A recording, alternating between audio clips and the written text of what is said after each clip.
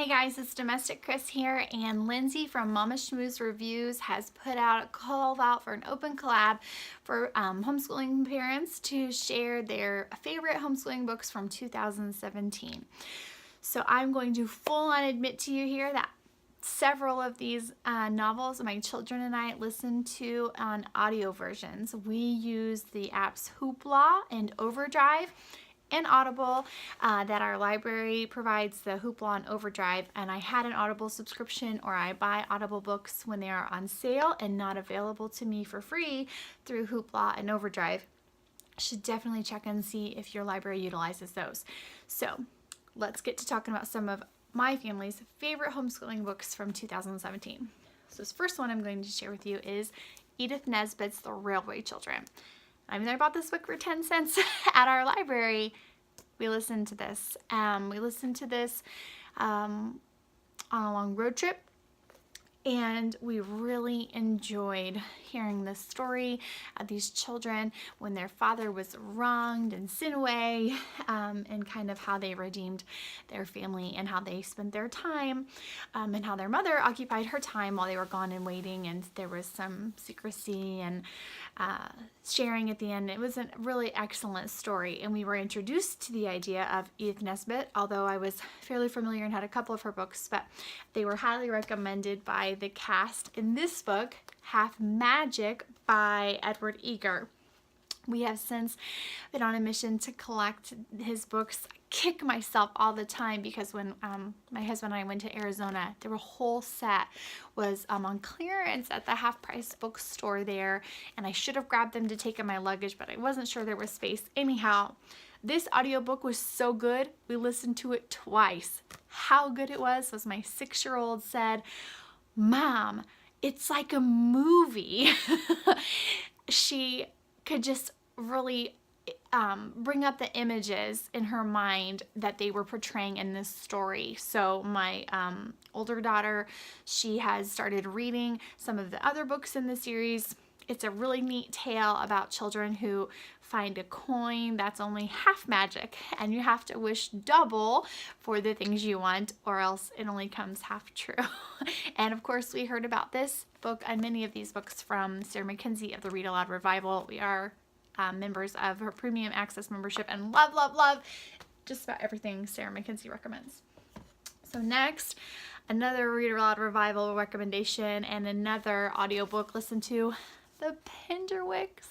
I love all things Penderwick, and I could not have imagined first knowing about this. This series started in 2009 when my oldest was born. I couldn't imagine following along with this and not being able to just devour every book like we are right now. But on the other hand, I can see how it would also have been kind of cool to have started when the first book came out, and then this next, and the next, and the next, and to follow along with the Penderwick family and grow along with them, instead of now we're kind of having like a huge fast forward when we listen to these books. We are currently listening to the 4th book. It goes the Penderwicks, The Summer Tale, 4 Sisters, and then it goes to Penderwicks on Gardam Street, then Penderwicks at Point Mouette, Penderwicks in Spring, and coming up in May of 2018 is the final installment, Penderwicks at Last. These books are just excellent, wholesome stories of a family. They're just great. Good for boys, good for girls, good for everybody. Definitely read the Penderwicks if you haven't already. And the audio recordings for those are available mostly on Overdrive. It's great. So this book is called Education, Does God Have an Opinion? A Biblical Apologetic for Christian Education and Homeschooling by Israel Wayne. This was recommended to me by a mom in our homeschool co-op. It's available on ebook version on Hoopla, along with a couple of his other books. I haven't quite finished this book yet. It is my number 2 personal mom book to finish reading. I have a goal of 24 real books to finish, at least in 2018, so that's about 2 books a month. Anyhow, this is a book I started earlier, but I'm going to be finished with it soon. It's an interesting and very well written book about why most people choose from a Christian standpoint to educate their children, and kind of some reasons behind that. So it's a very interesting read. I enjoy it. And this, again, I have this huge volume that I started reading aloud from. I started reading aloud from this in mid-2016, and then switched to audiobooks because we spent a lot of time in the car, and we listened to the entire C.S. Lewis Chronicles of Narnia series. It was wonderful. And then we started watching the movies, and they're okay. And I hear there's better like BBC versions, and I'm going to totally try to find those to watch. But wow. I never read these when I was a child. My mom purchased this when my oldest daughter was born. So it's a special book to me. It has the books in here in the order, not that they were written, but in the order that he intended to have them read. So you start with The Magician's Nephew, and it was so great for my children to acknowledge, like, wow, that sounds like creation. That sounds like God, you know, making things when Aslan talks, and led to some really great conversations. So this was also a great read. And then these three, not audiobooks. We love Fred. Oh, we love the life of Fred. It has been so great. I'm an eclectic homeschooler. I love the idea behind Charlotte Mason, and some people may consider this to be math twaddle, and you shouldn't get your math from a living book. I'd say pish posh.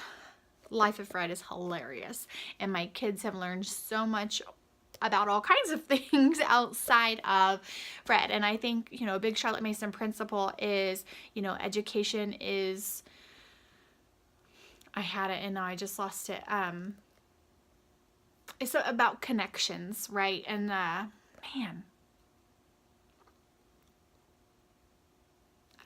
it'll come to me and I'll plug it in here. Charlotte Mason says education is the science of relations. So we're building relationships with these tidbits that we pick up in these books, and then we're able to connect them throughout our lives and say, oh, I remember that.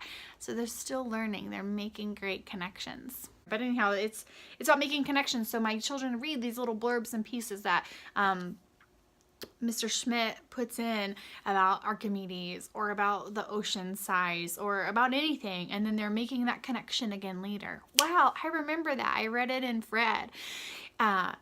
It has just been amazing. What's so funny is I'm holding up this one, Pink Ice Cream, because I think it's great, but I remember my oldest daughter telling me that she really had read through the whole series, the elementary series that we had, but she skipped ice cream because she thought a book about ice cream sounded weird. But she was anxious to get back to it, but she just skipped it. She went honey to jelly beans. Totally skipped I. So we love Life of Fred. It's been a lot of fun to incorporate into our homeschool. And this book I've been using with my kids for a long time. It's by Susan Hunt, called My ABC Bible Verses. And there are there's a CD, like Sing the Word A to Z, that was a part of a Sunlight program, and they have some other CDs. I can't remember, but I know Sing the Word A to Z is one. Anyhow, most of these were on there, and I used to listen to like the snippets on the website years ago, and then I purchased all of their CDs because they're kind of hodgepodgey, and I need to create a list that, like a playlist or a Dubba CD that's these in order, but most of them, or some of them, I just made up a tune for. And I'll give you an example. So the first one is Proverbs 15:1. A soft answer turns away wrath. And then a little ditty goes, a soft answer turns away wrath, but a harsh word stirs up anger. Didn't. Proverbs 15:1. So, you know, we still use this all the time. And then this one's really fun. Colossians 3 verse 20, children, obey your parents. And this one is kind of like, pastor's like, children, obey your parents in everything, for this pleases the Lord. Colossians 3 verse 20, obey, obey. Colossians 3 verse 20, obey, obey. We just sing these songs, and it really helps us to incorporate scripture into our life. And I can, ask my children when they're, doing something and they lie, and I'll say, what's the K verse? And they'll say, keep your tongue from evil and your lips from speaking lies. Yes, Psalm 34:13. So it's been really helpful for us hiding scripture in our heart. It's great to incorporate it into your morning time. There's neat little stories about the children and how they incorporate these verses into their life. So we like this book a lot. There's also, I'll put it in there, I think Carissa from 1 + 1 + 1 = 1 or something like that. She had a whole Raising Rock Stars preschool based around that book, and I had purchased that. It was really inexpensive, and it helped a lot. She had some tunes for some of the songs, but I liked the other ones, found better. I will be sure to include all of that in the description box below. It is just Sing the Word. That is the company, the producers, the people behind those great Bible songs that I was mentioning earlier. So Sing the Word A to Z is one of those, but they have a whole series. And then I'm just going to show this 5 in a Row Volume 1 because I love 5 in a Row. All the things 5 in a row, all the books. I love it. I love everything about it. Again, some people might say, well, 5 in a Row unit-based studies are not Charlotte Mason approach. I say pish posh, we're all about making those kinds of connections, and we love to take our rabbit trails and fall down the 5 in a row hole. And we just spent nearly a month in January learning all about the Arctic and all kinds of really great things. And I'll share our very last first time row with you guys soon too. But I love the 5 in a row curriculum. Really get the book list at a minimum. Read these excellently, culled and collected books, I dropped it, to your children.